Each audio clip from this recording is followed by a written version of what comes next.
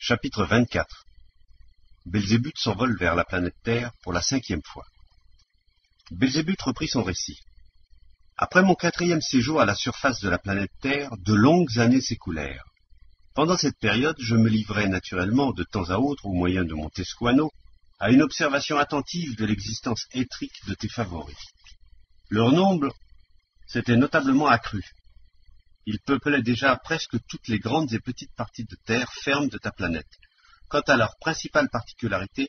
elles continuaient bien entendu de se manifester, c'est-à-dire qu'ils se livraient, de temps à autre, au processus de destruction mutuelle de leur existence.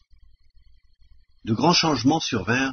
pendant le temps qui s'écoula entre ma 4e et ma 5e visite à la surface de ta planète, en particulier dans les régions où se concentrait l'existence de tes favoris. Tous leurs centres de culture du continent d'Achark, par exemple, où je m'étais rendu en personne pendant mes descentes antérieures sur la Terre, c'est-à-dire les pays de Tikliamwish et de Maral Plessis, avaient complètement disparu à mon 5e séjour. La cause de cette destruction de leurs centres de culture et des changements qui s'effectuèrent en général à la surface de cette infortunée planète fut une nouvelle catastrophe, la 3e qu'elle eut à subir. Cette 3e catastrophe, d'un caractère exclusivement local, se produisit par suite d'extraordinaires déplacements accélérés des parties de l'atmosphère ou, comme l'auraient dit tes favoris, de grands vents qui durèrent plusieurs années. La cause de ces déplacements anormaux ou de ces grands vents était, cette fois encore, les 2 fragments qui s'étaient détachés de ta planète pendant la première grande catastrophe pour devenir plus tard de petites planètes indépendantes de ce système solaire et qui portent actuellement les noms de Lune et d'Anoulios. En fait, cette 3e catastrophe fut uniquement déclenchée par le plus grand des fragments détachés de la Terre, c'est-à-dire par la Lune. Le plus petit, Anoulios, n'y joua aucun rôle. Les déplacements accélérés dans l'atmosphère de la Terre se produisirent de la façon suivante. Lorsque la petite planète Lune surgit par accident, et qui, dans sa tendance à retomber sans cesse vers sa base, suivait une trajectoire d'ores et déjà établie, conformément à la loi de rattrapage, eut constitué de façon définitive son atmosphère, cette présence déterminée, nouvellement apparue à la surface de la Lune, n'ayant pas encore acquis son harmonie propre au sein de l'harmonie du mouvement systémaire général, ce que l'on nomme la friction osmoalnienne non équilibrée, pour ainsi dire, avec l'ensemble, provoqua dans l'atmosphère de la Terre les dits déplacements accélérés ou grands vents. Et ces extraordinaires grands vents se mirent, comme on dit, à effriter par la violence de leur courant les parties de terre ferme élevées et à en combler les dépressions. Parmi ces dépressions se trouvèrent entre autres les 2 régions du continent d'Achark sur lesquelles s'était particulièrement concentré le processus d'existence des premiers et seconds groupes d'êtres de l'Asie actuelle, c'est-à-dire les principales parties des pays de Tikliamwish et de Maral Plessis. Certaines parties du pays de Perlani furent alors recouvertes par les sables, ainsi que la région située au centre du continent Grabonce, où s'était constitué, comme je l'ai déjà dit, après le désastre de l'Atlantide, ce qu'ils appelaient le principal centre de culture de tous les êtres tricérébraux de là-bas. Région qui, après avoir été en ces temps-là la partie la plus florissante de la surface de ta planète, n'est plus aujourd'hui qu'un désert portant le nom de Sahara. Sache également qu'en dehors de ces régions, les sables recouvrirent encore, sous l'effet des vents anormaux qui soufflaient alors, plusieurs autres petites étendues de terre ferme de la surface de cette infortunée planète. Il est intéressant de remarquer ici que tes favoris actuels apprirent, on ne sait comment, que les êtres tricérébraux de cette période avaient changé de lieu d'existence permanente. Ils appliquèrent à ces changements une étiquette, celle de grande migration des peuples, et les cataloguèrent dans leur prétendue science. Actuellement, certains savants de là-bas s'essoufflent tant qu'ils peuvent et s'évertuent à rechercher pourquoi et comment s'opérèrent ces changements afin d'en informer les autres. Il existe aujourd'hui à ce sujet plusieurs théories qui, tout en n'ayant entre elles aucun point commun et se révélant objectivement parlant plus fantastiques les unes que les autres, sont néanmoins toutes reconnues par la science officielle de là-bas. En fait, les vraies causes des migrations des êtres tricérébraux d'alors furent que dès le début des effritements, les êtres habitant le continent d'Achark, craignant d'être ensevelis sous les sables,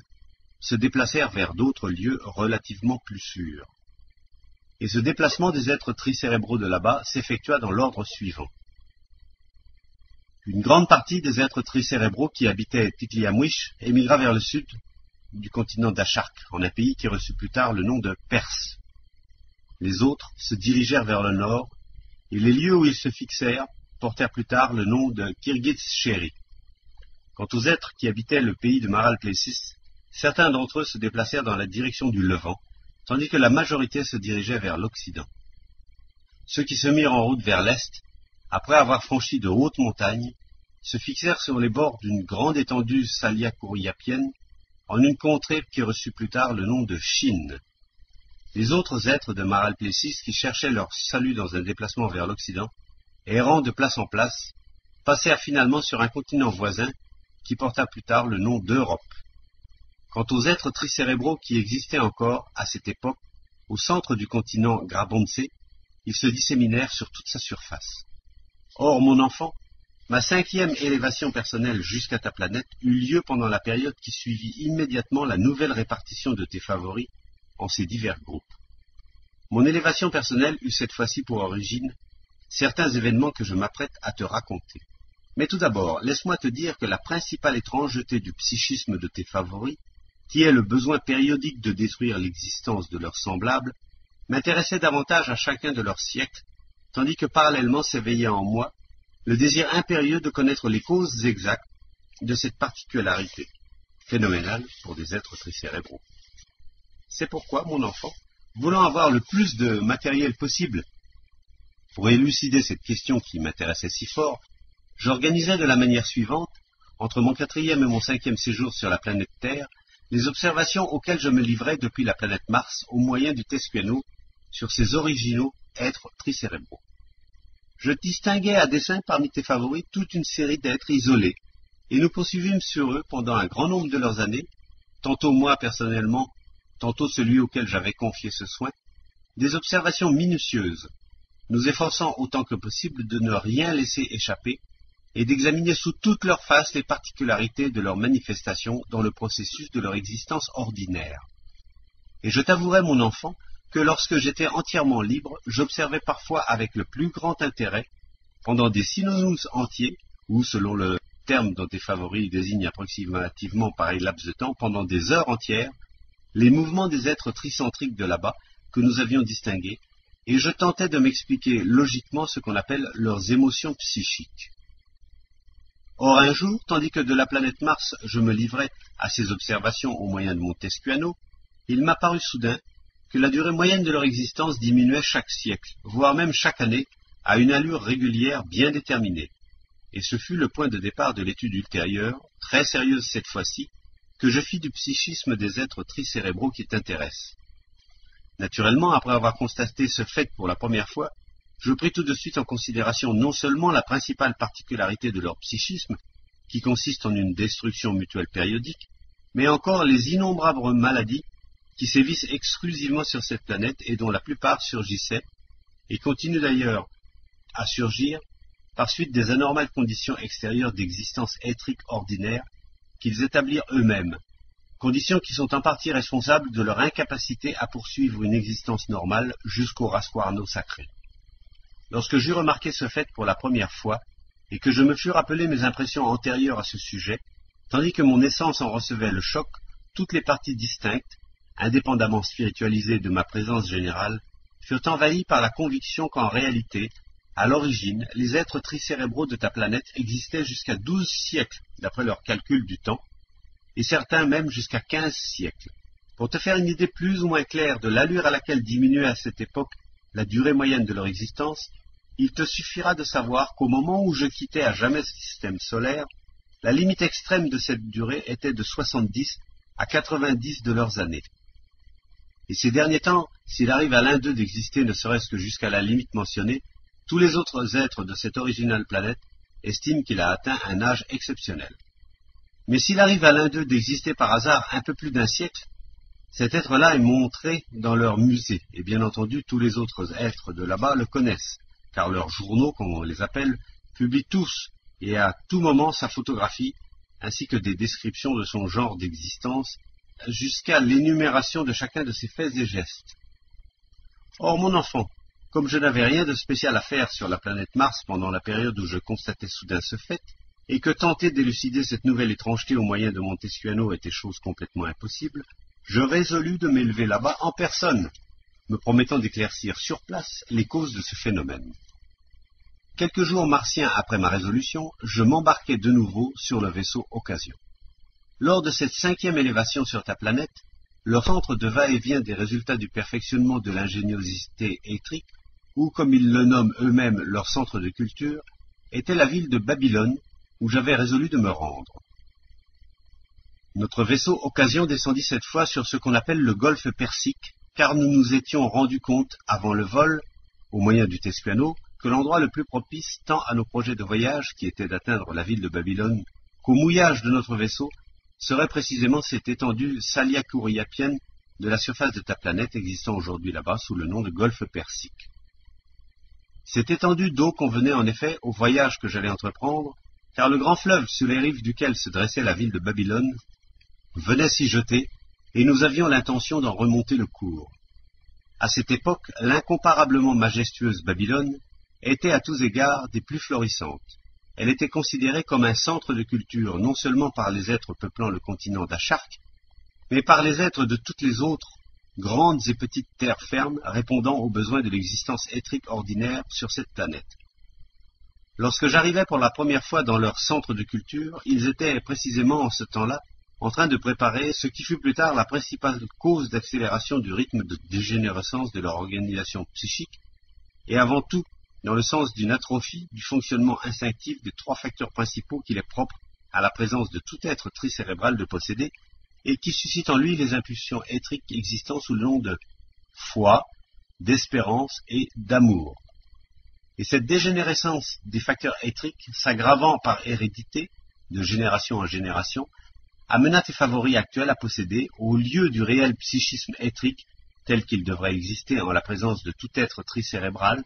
un psychisme réel certes, lui aussi, mais parfaitement caractérisé par cette sage sentence de notre cher Moulana Sahidin. Il a tout en lui, hors le faux, hors même le germe dit celui. Il me faut absolument te raconter en détail ce qui se passa en cette période à Babylone, car tous ces renseignements peuvent te servir d'excellent matériel en vue de mieux élucider et transmuer en ta raison toutes les causes dont l'ensemble détermina finalement l'apparition du psychisme étrange pour des êtres tricérébraux qu'ont aujourd'hui tes favoris. Je dois te dire pour commencer que les informations relatives aux événements que je m'apprête à te rapporter m'ont été données par des êtres tricérébraux de là-bas, qualifiés par les autres de savants. Avant de poursuivre, il importe de préciser ici quels sont les êtres de ta planète que les autres nomment des savants. De fait, bien avant mon 5e séjour là-bas, avant la période où, comme je te l'ai déjà dit, Babylone était en pleine floraison, ceux que les autres tenaient pour savants ne ressemblaient en rien à tous ces êtres qui, dans l'univers entier, se rendent réellement dignes d'être considérés comme des savants, c'est-à-dire qui acquièrent tout d'abord, grâce à leur labeur conscient et à leur souffrance volontaire, la faculté de contempler chaque détail de tout ce qui existe dans ses rapports à l'origine du monde et à l'existence du monde, ce qui leur permet de perfectionner leur corps supérieur jusqu'au degré voulu du mesureur sacré de raison objective, afin d'être plus tard capables de ressentir les vérités cosmiques accessibles à leur corps étrique supérieur selon son niveau d'accomplissement. Mais depuis la civilisation tiklia-mouichienne, et plus particulièrement de nos jours, deviennent savants presque toujours les êtres qui rabâchent le plus possible d'informations de toutes sortes, vides de sens, comme les vieilles grand-mères aiment à en seriner sur ce qui se disait d'après elles dans le bon vieux temps. Sache, à ce propos, que notre estimable Moulana Sahidin détermine la valeur des savants de là-bas par la sentence que voici. Tout le monde a l'air de croire que nos savants savent que la moitié de 100 fait 50. Là-bas, sur ta planète, plus d'un de tes favoris emmagasine d'informations qu'il n'a jamais vérifiées. Et encore moins ressenti par lui-même, plus il est considéré par les autres comme savant. Or, mon enfant, lorsque nous atteignîmes là-bas, sur ta planète, plus d'un de tes favoris emmagasine d'informations qu'il n'a jamais vérifiées et encore moins ressenties par lui-même, plus il est considéré par les autres comme savant. Or, mon enfant, lorsque nous atteignîmes la ville de Babylone, elle regorgeait littéralement d'êtres savants venus de presque toute la planète. Ces êtres se trouvaient rassemblés dans la ville de Babylone pour une raison des plus intéressantes, aussi t'en parlerai-je en détail. En fait, presque tous les savants de la terre y avaient été amenés de force, sur l'ordre d'un souverain persan, des plus originaux, sous la domination duquel se trouvait en cette période la ville de Babylone. Pour que tu comprennes tout à fait bien sous quel aspect fondamental l'ensemble des résultats des conditions d'existence éthrique ordinaire, anormalement établies là-bas, avait suscité cette originalité du souverain persan, il est indispensable de t'éclairer tout d'abord sur deux faits établis longtemps auparavant. Le premier de ces faits est que presque aussitôt après le désastre du continent Atlantide, commença à se cristalliser peu à peu dans la présence de chacun de tes favoris, pour s'y fixer définitivement au cours des siècles derniers, une propriété particulière sous l'effet de laquelle la sensation appelée bonheur d'être, qu'éprouve de temps à autre tout être tricérébral par suite d'une satisfaction du sentiment de sa valeur intérieure, apparaît exclusivement dans leur présence lorsqu'ils disposent en quantité d'un métal fort connu là-bas et qu'on appelle de l'or. Le pire est qu'en raison de cette propriété particulière de leur présence générale, la sensation liée au fait de posséder le dit métal est encore renforcée, chez son détenteur, par les êtres de son entourage, voire par ceux qui ne connaissent l'existence de cet or que par ouï-dire, et ne s'en sont point convaincus par des perceptions personnelles conformes. De plus, l'usage s'est établi là-bas de ne jamais prendre en considération les manifestations éthriques qui amenèrent cet être à posséder une grande quantité de ce métal, ce qui suffit pour déclencher, en la présence des êtres de son entourage, le fonctionnement de cette conséquence cristallisée des propriétés de l'organe Kundabuffer qui porte le nom d'envie. Quant au second fait, il consiste en ceci. Après la période où la principale particularité de tes favoris a fonctionné en leur présence à une allure croissante, et où leur processus de destruction réciproque d'existence s'est effectué comme de coutume entre leurs diverses communautés, lorsque, par la suite, cette propriété funeste inhérente à eux seuls s'est apaisée en leur présence générale, et que le dit processus a cessé pour un temps, le souverain de la communauté en laquelle a survécu le plus grand nombre de sujets, recevant le titre de conquérant, s'attribue à l'ordinaire tout ce que possédaient les êtres de la communauté vaincue. Ce souverain vainqueur donne habituellement à ses sujets l'ordre de s'emparer dans la communauté vaincue de toutes les terres, de tous les jeunes êtres de sexe féminin et de toutes les richesses qui s'y sont accumulées au cours des siècles. Or, mon enfant, lorsque les sujets de l'original souverain persan avaient vaincu les êtres d'une autre communauté, il leur interdisait de rien prendre de tout cela, et même d'y toucher, et leur enjoignait de ne ramener en fait de prisonniers que les êtres savants de la communauté vaincue. Afin de te représenter clairement et de mieux comprendre pour quelles raisons précises surgit en l'individualité de ce souverain persan cette étrange lubie, propre à lui seul, il te faut savoir qu'un être savant tricérébral, du nom de Karnakum, dont l'essence se cristallisa plus tard en ce qu'on appelle un individuum asnamus éternel, avait imaginé, pendant la période de la civilisation Tikla-Amouchienne, dans la ville appelée Chikalaral, qu'il était soi-disant très facile de convertir n'importe lequel des métaux qui abondent à la surface de la planète en ce métal rare qu'est l'or. Il suffisait pour cela de connaître un tout petit secret. Sa funeste invention se répandit alors rapidement et, s'étant cristallisée dans la présence des êtres du temps, passa par hérédité de génération en génération, pour se transformer par la suite en une science pernicieuse et fantastique, connue sous le nom d'alchimie, nom emprunté à cette branche de la vraie science, ayant réellement existé là-bas à des époques très reculées, au temps où ne s'étaient pas encore complètement cristallisées dans la présence de leurs ancêtres les conséquences des propriétés de l'organe Kundabuffer, et qui auraient pu se révéler des plus utiles et même indispensables aux êtres tricérébraux de là-bas, voire à ceux des temps actuels. Donc, pendant la période à laquelle se rapporte mon récit, ce souverain persan, poursuivant certains buts très probablement asnamoussiens, eut besoin d'une grande quantité de ce métal appelé or, rare à la surface de la planète Terre. Ayant alors entendu parler du procédé inventé par celui qui est aujourd'hui l'individuum asnamus, Karnakum, il éprouva le plus vif désir d'obtenir de l'or par ce procédé si simple. ayant définitivement résolu de se procurer de l'or au moyen de l'alchimie, ce souverain persan prit pour la première fois conscience de tout son être qu'il ne possédait pas encore le petit secret, sans lequel il était tout à fait impossible de réaliser ce désir. Il se mit donc à rechercher comment s'y prendre pour découvrir ce petit secret. Ses réflexions l'amenèrent au raisonnement suivant. Du moment que les savants connaissent déjà tant d'autres mystères, il s'en trouvera bien un pour connaître aussi ce mystère-là. Une fois parvenu à cette conclusion, et en proie au fonctionnement intense d'étonnement étrique de ce que cette simple idée ne lui fût pas venue plus tôt à l'esprit, il fit appeler certains de ses fidèles sujets les plus proches, et leur ordonna de rechercher celui d'entre les êtres savants de sa capitale qui connaîtrait ce mystère. Lorsqu'on lui annonça le lendemain qu'aucun des êtres savants de la capitale ne connaissait ce secret, il ordonna d'interroger à leur tour tous les savants qui se trouvaient parmi les êtres des communautés assujetties. Et comme au bout de quelques jours il avait reçu la même réponse négative, il se reprit à penser fort sérieusement cette fois-ci. Tout d'abord, ces graves réflexions amenèrent sa raison à comprendre que sans nul doute parmi les êtres savants de sa communauté, il s'en trouverait bien un qui connaissait aussi ce secret,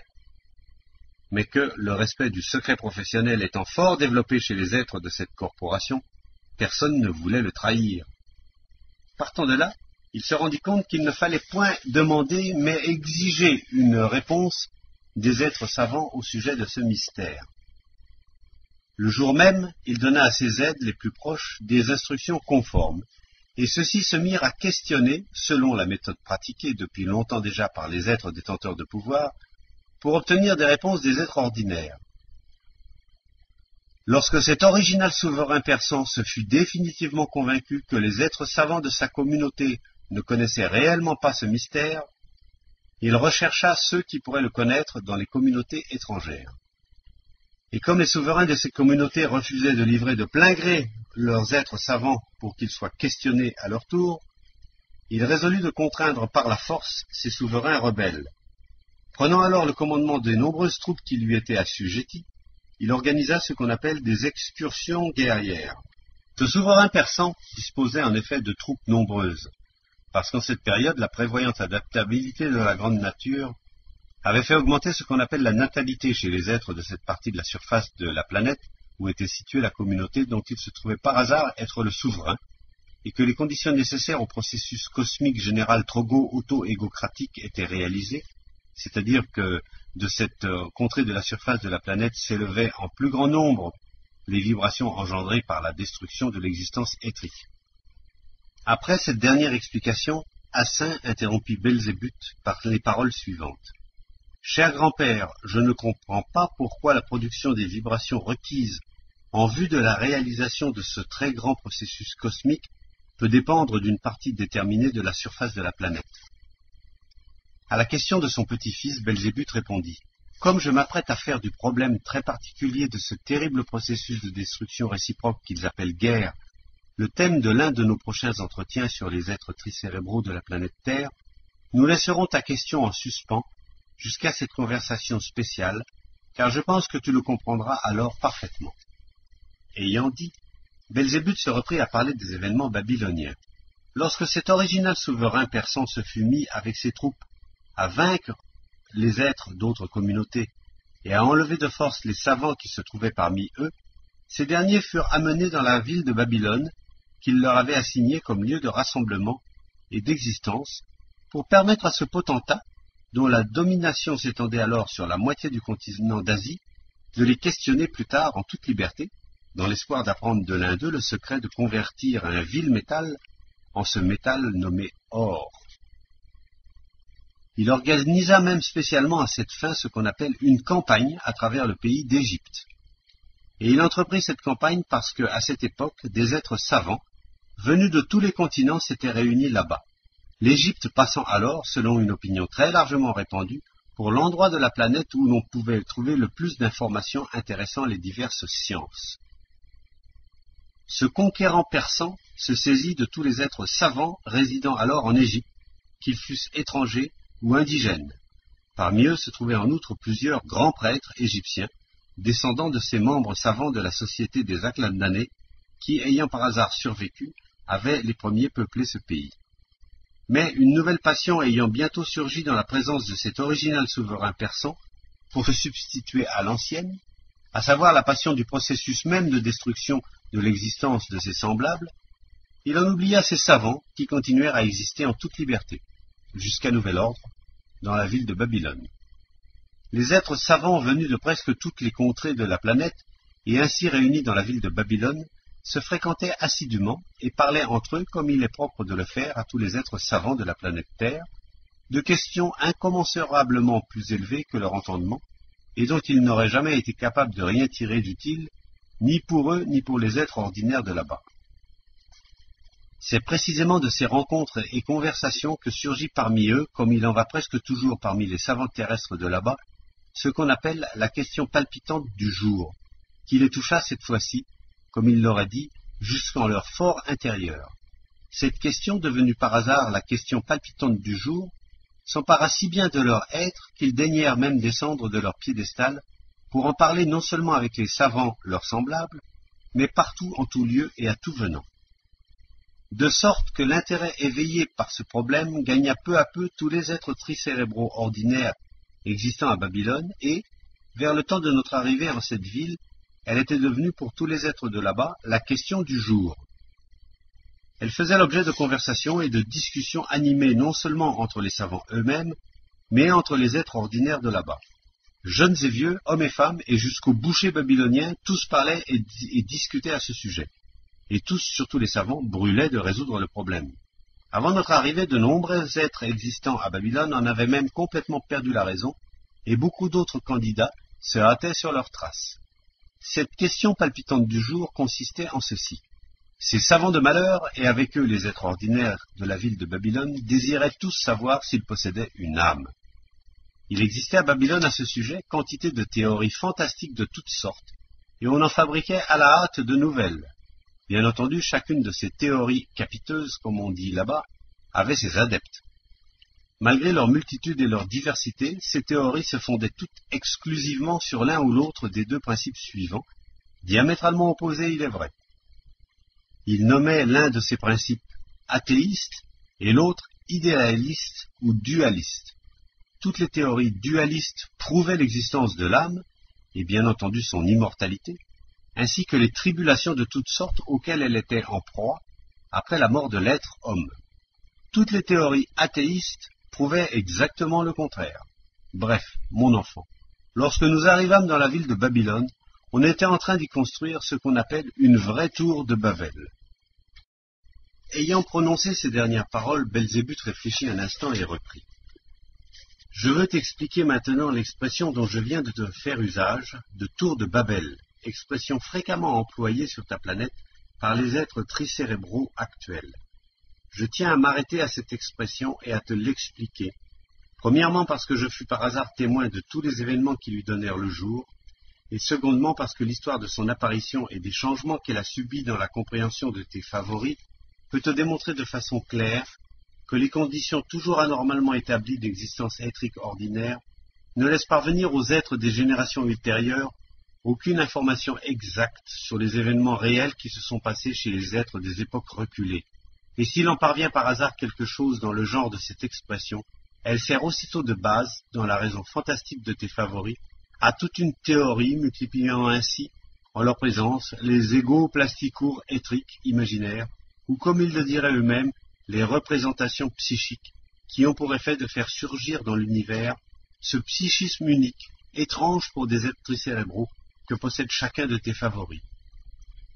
Ainsi donc, m'étant mis dès notre arrivée dans la ville de Babylone à fréquenter divers êtres de là-bas pour me livrer sur eux à des observations conformes, en vue d'élucider la question qui m'intéressait, je rencontrai presque partout ces savants rassemblés là en grand nombre, et j'en vins bientôt à ne plus fréquenter qu'eux, limitant à eux seuls et à leurs individualités toutes mes investigations.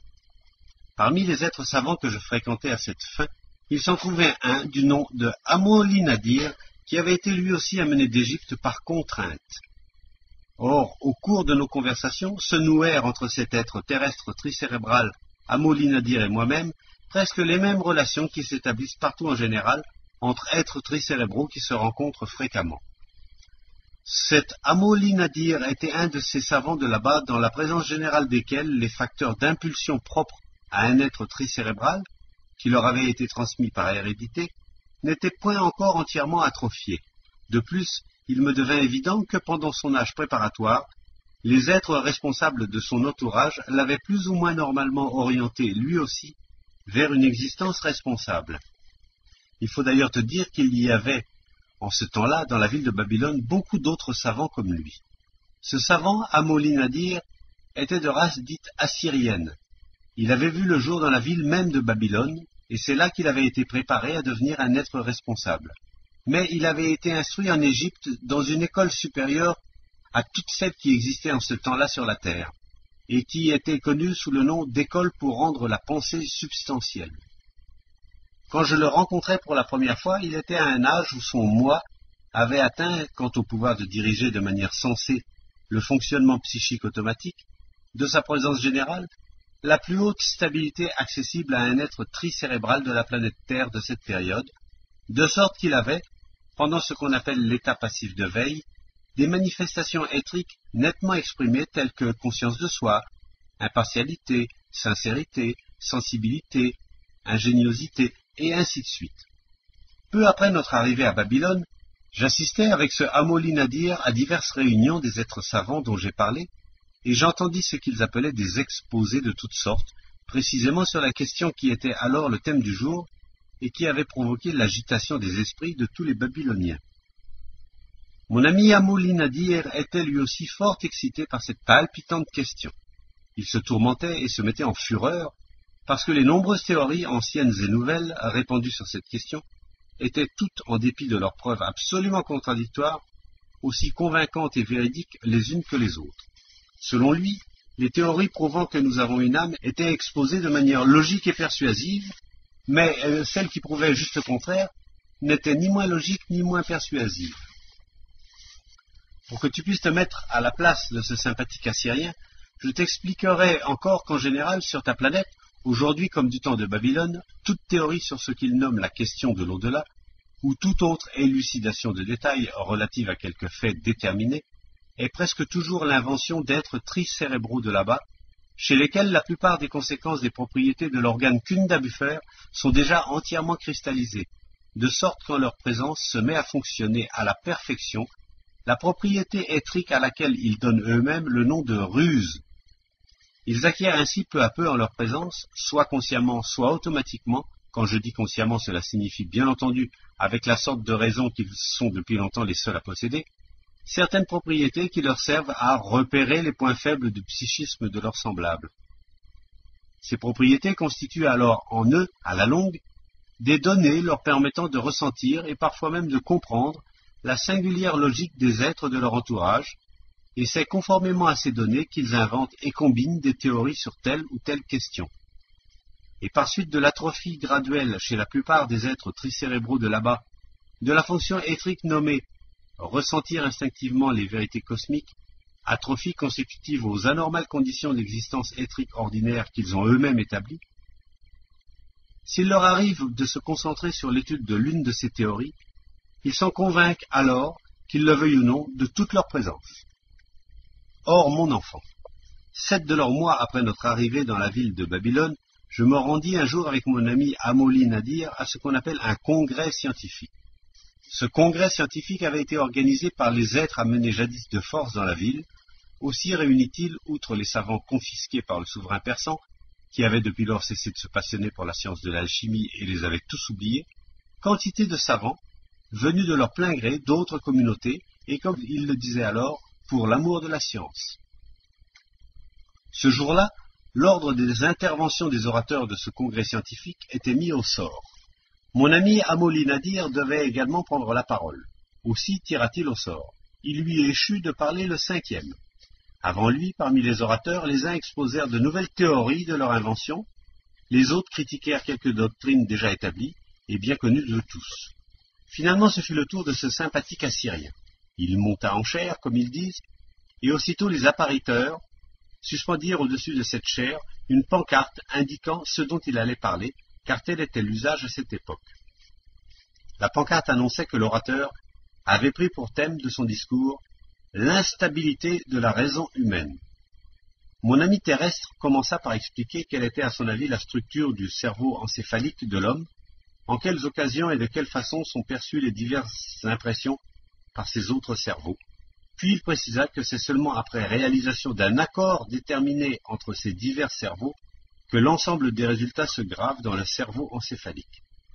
Au début, il parla posément, mais plus il parlait, plus il s'échauffait, jusqu'au moment où, des cris dans la voix, il se mit à critiquer la raison humaine. Il critiquait du même coup, sans la moindre pitié, sa propre raison. Criant toujours, il se mit à démontrer de manière fort logique et convaincante l'instabilité et la variabilité de la raison humaine, expliquant par le menu comme il était facile de prouver n'importe quoi à cette raison et de la persuader de tout ce qu'on voulait. Déjà, dans l'écrit de mon ami terrestre Amolli Nadir, perçaient les premiers sanglots, mais au milieu de ces sanglots, il n'en poursuivait pas moins son discours. Pour tout homme, disait-il, pour moi naturellement comme pour n'importe qui, prouver n'importe quoi ne donne aucun mal. Il suffit pour cela de connaître les chocs et les associations à susciter dans les divers cerveaux, tandis que l'on démontre telle ou telle vérité. On peut même prouver facilement à l'homme que le monde entier, y compris les hommes, bien entendu, n'est que pure illusion, qu'il n'y a de réalité et d'authenticité au monde que dans nos corps aux pieds, et même dans celui-là seul qui pousse sur l'autel du pied gauche. Hormis ce corps aux pieds, rien n'existe au monde, tout ne fait que sembler, et encore aux psychopathes arrondis seulement. À cet instant de son discours, un appariteur apporta à ce sympathique être terrestre tricérébral un cruchon d'eau. Il but avec avidité, puis reprit, un peu plus calmement. Prenez-moi moi-même comme exemple. Je ne suis pas un savant quelconque. Dans tout Babylone et en maintes autres villes, on me tient pour un homme de grand savoir et d'esprit. J'ai suivi jusqu'au bout un enseignement tel qu'il n'en existe pas de supérieur sur la terre et tel qu'il n'en existera probablement jamais plus. Mais qu'a donc apporté à ma raison ce développement supérieur quant à la question qui, depuis un an ou deux déjà, mène tous les Babyloniens à la folie? En dépit de son développement supérieur, ma raison ne m'a rien apporté de plus au cours de cette folie générale suscitée par la question de l'âme que 5 vendredis par semaine. Pendant cette période, j'ai examiné avec la plus grande attention et le plus grand sérieux toutes les théories anciennes et récentes sur l'âme, pas une seule théorie sur laquelle je ne sois en mon fort intérieur tombé d'accord avec l'auteur, tout étant exposé fort logiquement et vraisemblablement, et ma raison ne pouvant s'empêcher d'approuver leur logique et leur vraisemblance. J'ai d'ailleurs écrit moi-même, pendant ce temps-là, une très importante étude sur cette question de l'au-delà, et sans doute bon nombre des assistants ont-ils appris à connaître mon pensée logique, bien plus. Il n'est pas un d'entre vous, selon toute probabilité, qui ne m'ait envié ce pensée. Et cependant, je vous déclare honnêtement et sincèrement, à vous tous ici présents, qu'en ce qui concerne la question de l'au-delà, je ne suis ni plus ni moins, avec tous les savoirs accumulés en moi jusqu'à ce jour, qu'un simple imbécile au carré. Nous élevons en ce moment chez nous, dans la ville de Babylone, une tour de Babel internationale, dans l'espoir de monter jusqu'au ciel, voir de nos propres yeux ce qui se passe là-haut. Cette tour se construit apparemment en briques d'aspect semblable, mais elles sont faites des matériaux les plus divers. Parmi ces briques, il en est de fer, il en est de bois, il en est de pâte, il en est même de duvet. Or, nous bâtissons aujourd'hui avec ces briques, en plein centre de Babylone, une tour démesurément haute, et tout homme plus ou moins conscient est bien forcé de s'aviser que tôt ou tard, cette tour devra s'écrouler, écrasant dans sa chute non seulement tous les habitants de la ville, mais encore tout ce qu'elle contient. Quant à moi, je veux encore vivre, je ne veux pas être écrasé par la tour, et je me sauve sans plus tarder. Vous autres, faites comme vous voudrez. Il prononça ces dernières paroles tout en marchant et disparut. Je n'ai plus jamais revu ce sympathique Assyrien. Comme je le sus plus tard, il quitta la ville de Babylone le jour même pour se rendre en Ninévie, où il demeura jusqu'à une vieillesse avancée. J'appris également que ce Amolli Nadir ne s'occupa plus jamais de science et passa le reste de son existence à planter du chou gari, on dit aujourd'hui du maïs. Or, mon enfant, le discours de ce Amolli Nadir fit immédiatement une si forte impression sur les êtres de là-bas qu'ils furent pendant presque tout un mois comme si on les avait trempés dans l'eau. Et lorsqu'ils se rencontraient, ils ne parlaient plus de rien d'autre, mais ne faisaient que se remémorer et se répéter des passages de son discours. Ils se les répétèrent même si souvent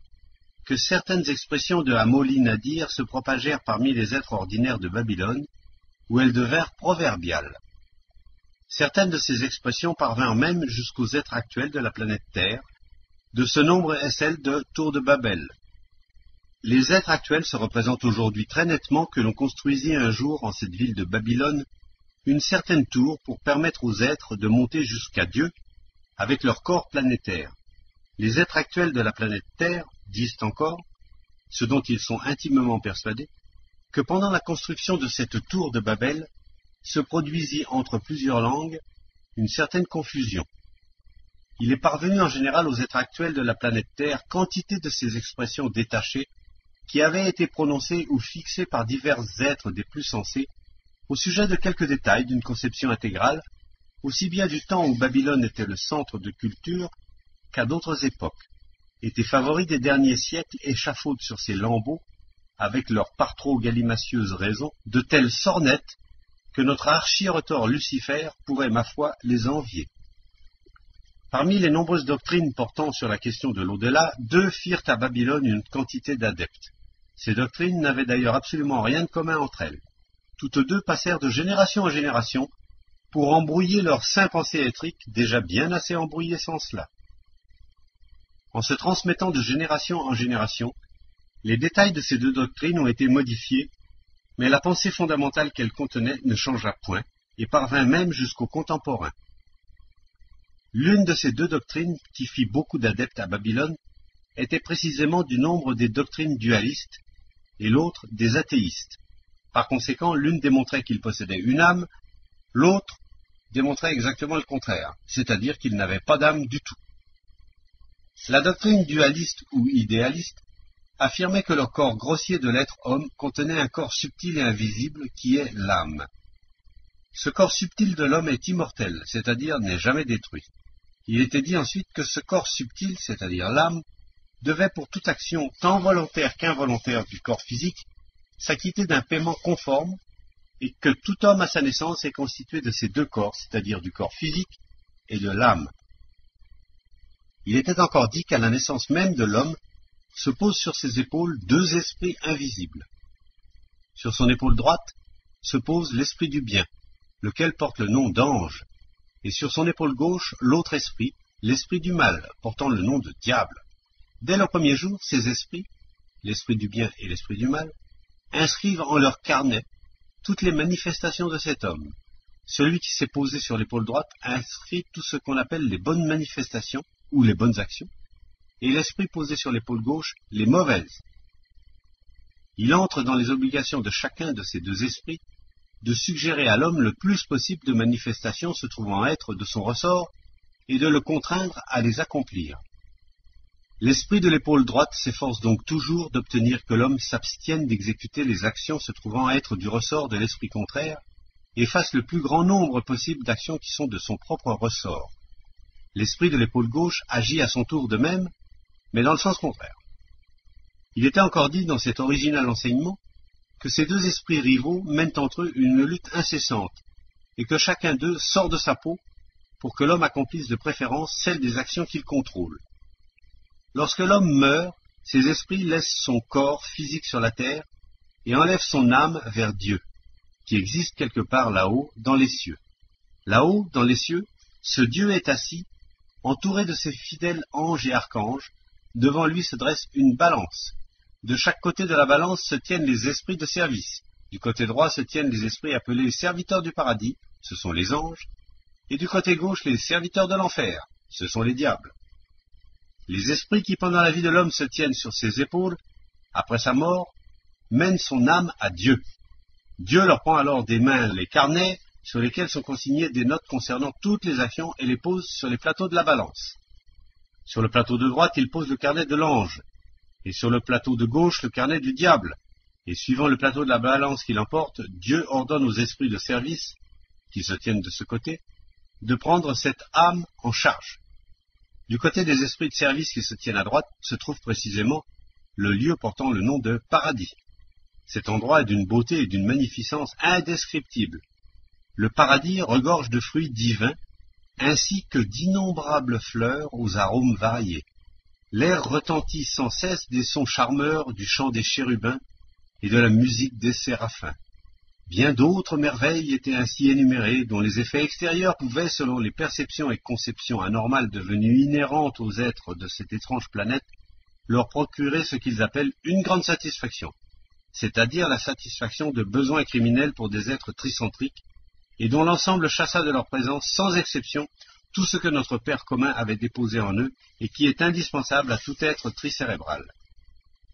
Sous le contrôle des esprits de service se tenant du côté gauche de la balance, c'est-à-dire des diables, se trouvait, d'après cet enseignement babylonien, ce qu'on appelle l'enfer. En ce qui concerne l'enfer, il était déjà dit que c'était un endroit sans l'ombre de végétation, où régnait à perpétuité une chaleur incroyable, et où l'on ne pouvait plus trouver une seule goutte d'eau. En cet enfer retentissent continuellement les sons d'une horrible cacophonie, et les coups de fouet des insultes rageuses. Partout y sont dressés des instruments de torture de toutes sortes, en commençant par le grill et la roue, pour finir par les machines à couper les corps en morceaux, et à les saupoudrer mécaniquement avec du sel, et ainsi de suite dans le même style. Cette doctrine babylonienne idéaliste expliquait de manière circonstanciée que l'homme devait constamment, pour que son âme aille en ce paradis, s'efforcer sur terre de donner le plus de matériaux possible au carnet, l'esprit ange posé sur son épaule droite. Dans le cas contraire, les matériaux les plus nombreux iraient alimenter les notes de l'esprit posé sur l'épaule gauche, et l'âme de l'homme serait alors infailliblement jetée en cet épouvantable enfer. À ce moment, Hassan, n'y pouvant plus tenir, interrompit soudain Belzébuth par les paroles suivantes. « Et quelle manifestation considère-t-il comme bonne ou comme mauvaise ?» Belzébuth enveloppa son petit-fils d'un étrange regard et, hochant la tête, lui dit « Pour distinguer entre elles les manifestations éthriques, regardées sur ta planète comme bonnes ou comme mauvaises, il a toujours existé depuis les temps les plus reculés, et il existe encore de nos jours,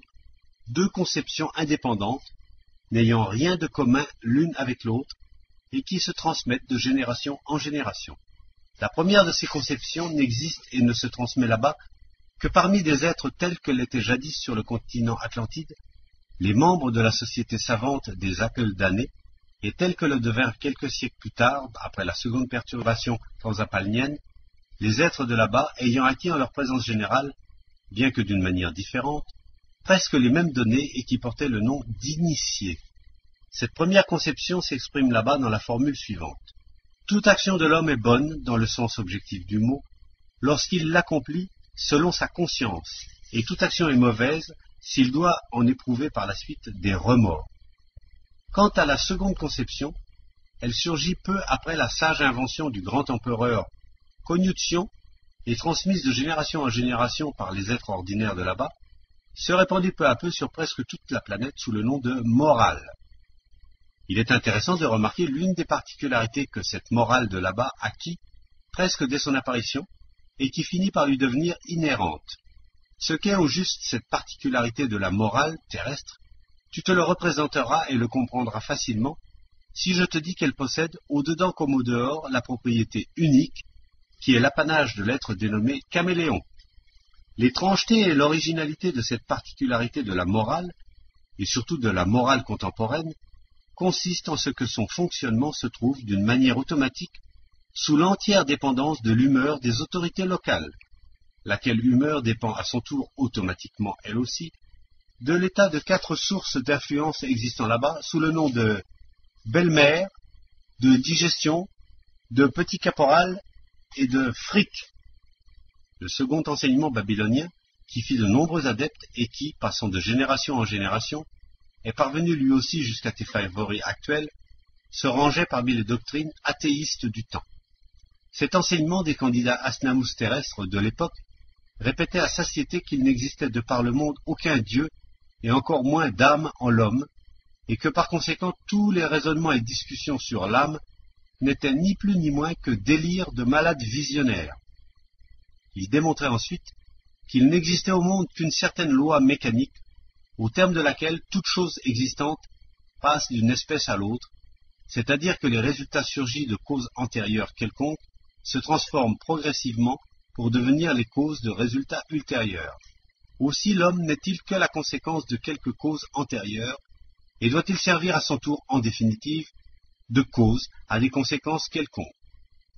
Puis cet enseignement disait que tout phénomène surnaturel, même s'il pouvait être réellement ressenti par la plupart des gens, n'était rien d'autre qu'un de ces résultats découlant de la loi mécanique spéciale. L'entière compréhension de cette loi par la raison pure dépend de la connaissance progressive, impartiale et exhaustive de ces multiples détails, lesquels peuvent se révéler à la raison pure dans la mesure même de son développement. Quant à la raison de l'homme, elle n'est que l'ensemble de toutes les impressions qu'il reçoit et qui lui fournissent peu à peu des données pour des comparaisons, des déductions et des conclusions. Le résultat de cet ensemble de données lui fournit d'amples informations sur des faits variés se répétant identiquement autour de lui et qui servent à leur tour dans l'organisation générale de l'homme de matériel pour élaborer en lui des convictions bien déterminées. Tout cela constitue la raison de l'homme, c'est-à-dire son propre psychisme subjectif. Quelle que soit la manière dont on ait parlé de l'âme dans les deux enseignements mentionnés, et en dépit des funestes moyens employés par ces savants rassemblés là-bas et venus de presque tous les pays de la planète pour convertir peu à peu la raison de leurs futurs descendants en véritable moulin à sornettes, cela n'aurait encore été qu'un demi-mal. Mais toute l'horreur objective tient au fait qu'il en résulta de grands maux non seulement pour leur descendance, mais pour tout ce qui existe. Le fait est que lors de la grande agitation des esprits dans la ville de Babylone, quand ils eurent acquis en leur présence par leurs élucubrations collectives quantité de données pour des manifestations asnamousiennes, en plus de celles qu'ils possédaient déjà, et qu'ils se furent dispersés pour retourner chez eux, ils se mirent à propager partout, inconsciemment bien entendu, tels des microbes contagieux, toutes les idées dont l'ensemble devait finir par détruire les derniers vestiges et jusqu'aux traces de tous les résultats des saints travaux du très saint Ashiata Sheyimash. Ces saints travaux consciemment soufferts, ils les avaient intentionnellement réalisés en vue de créer pour eux des conditions extérieures particulières d'existence éthrique ordinaire qui seules auraient pu faire disparaître peu à peu de leur présence les funestes conséquences des propriétés de l'organe Kundabuffer, de sorte qu'à leur place, ils puissent acquérir les propriétés conformes à la présence de tout être tricérébral, présence dont la totalité est à l'image exacte de l'univers. Un autre résultat, des élucubrations variées auxquelles se livrèrent alors sur la question de l'âme en la ville de Babylone les êtres savants de la Terre, fut que peu après mon 5e séjour personnel à la surface de ta planète, leur centre de culture provisoire, l'incomparable et vraiment majestueuse Babylone, fut à son tour, comme on le dit là-bas, totalement balayé de la surface de la Terre. Et il en fut ainsi non seulement de la ville de Babylone, mais encore de tout ce qu'avaient acquis et réalisé les êtres qui avaient existé là-bas au cours de nombreux siècles. Je dois à la justice de te dire maintenant que la principale initiative de la destruction des saints travaux d'Ashiata chez Yimash ne venait point des savants terrestres rassemblés en ce temps-là dans la ville de Babylone, mais bien des inventions d'un être savant très connu là-bas, ayant existé sur le continent d'Asie plusieurs siècles avant les événements babyloniens, et qui portait le nom de l'Antro-Amsanin.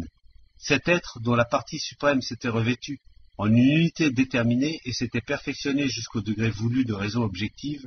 devint lui aussi l'un des 313 individuums asnamus éternels existant actuellement sur une petite planète portant le nom d'expiation. Je te parlerai également de ce l'Antro-Amsanin, car les informations que je te donnerai à son sujet pourront beaucoup te servir à comprendre l'étrange psychisme des êtres tricérébraux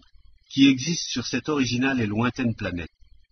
Mais je ne te parlerai de l'Antro-Amsanin qu'après avoir fini de te transmettre toutes les informations concernant aujourd'hui le très grand saint individuum Ashiata chez Yimash et son activité sur ta planète, car ces informations sont de nature à te faire comprendre, de façon plus profonde et plus substantielle, l'étrangeté du psychisme des êtres tricérébraux qui t'intéressent et qui peuplent la planète Terre.